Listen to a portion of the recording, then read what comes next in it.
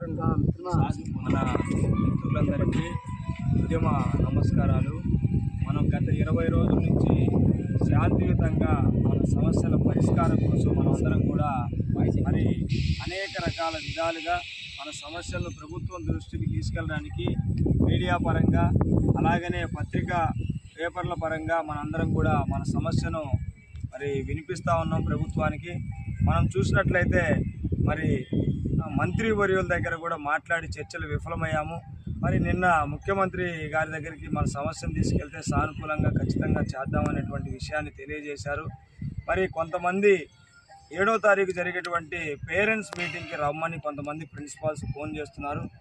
ఎట్టి పరిస్థితిలో మనం అనేది ఈ పేరెంట్స్ మీటింగ్ అనేది మనం ఇక్కడే విజయవాడలోనే జరుపుకుంటాము. ప్లేస్ ఎక్కడనేది ఖచ్చితంగా మీ అందరికీ తెలియజేస్తాము.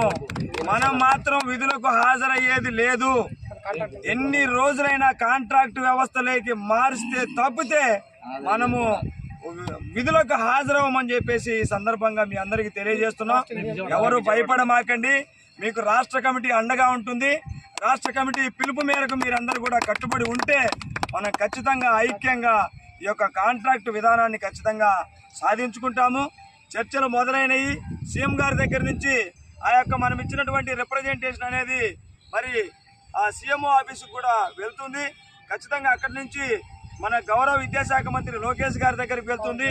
అలాగనే డిప్యూటీ సీఎం పవన్ కళ్యాణ్ గారు కూడా మన యొక్క సమస్యని ప్రభుత్వంలో దృష్టిలో పెట్టారు కాబట్టి మనందరికీ ఖచ్చితంగా న్యాయం జరుగుతుందని చెప్పేసి మేము ఆశాభావం వ్యక్తం చేస్తున్నాము. ఎన్ని రోజులైనా సిఆర్టీ సాధించే వరకు బడిలో అడుగు పెట్టమని చెప్పేసి ఖరాఖండిగా తెలియజేస్తున్నాము. మరి అలాగనే ఐటీడీఏ పాడేరు కానివ్వండి, పార్వతీపురం కానివ్వండి, సీతంపేట కానివ్వండి, మీరు చేస్తున్నటువంటి ఈ యొక్క దీక్ష ఫలితము, మేము విజయవాడలో చేస్తున్నటువంటి దీక్ష ఫలితంగా మనందరం కూడా కాంట్రాక్ట్ ఉపాధ్యాయులుగా అధ్యాపకులుగా అతి తొందరలోనే మారబోతున్నాము. మీరెవరు కూడా ఎవరు పెట్టినటువంటి ప్రలోభాలకు లొంగొద్దని చెప్పేసి మీరు రాష్ట్ర కమిటీ ఏదైతే పిలుపునిస్తుందో దానికి కట్టుబడి ఉండాలని, ఇంకా కొంతమంది 200 మంది 300 మంది విధులకు వెళ్ళే వాళ్ళకు కూడా మేము చేతులు జోడించి మీ అందరికీ కూడా శిరస్సు వంచి నమస్కారం తెలియజేస్తున్నాము.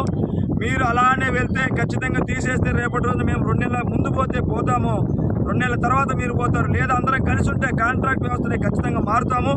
ప్రభుత్వం మనకు ఖచ్చితంగా భద్రత కల్పిస్తుంది, మనకు న్యాయం చేస్తున్నటువంటి నమ్మకం ఉంది. కాబట్టి అందరూ కూడా రాష్ట్ర కమిటీ మాటను జబదాటకుండా కట్టుబడి ఉండాలని చెప్పేసి మీ అందరికీ నమస్కరిస్తూ తెలియజేస్తున్నాము. ధన్యవాదాలు. మరి ఈ రోజుటికి మనము శాంతియుత నిరసన తలపెట్టి 20 రోజులు అవుతా ఉంది.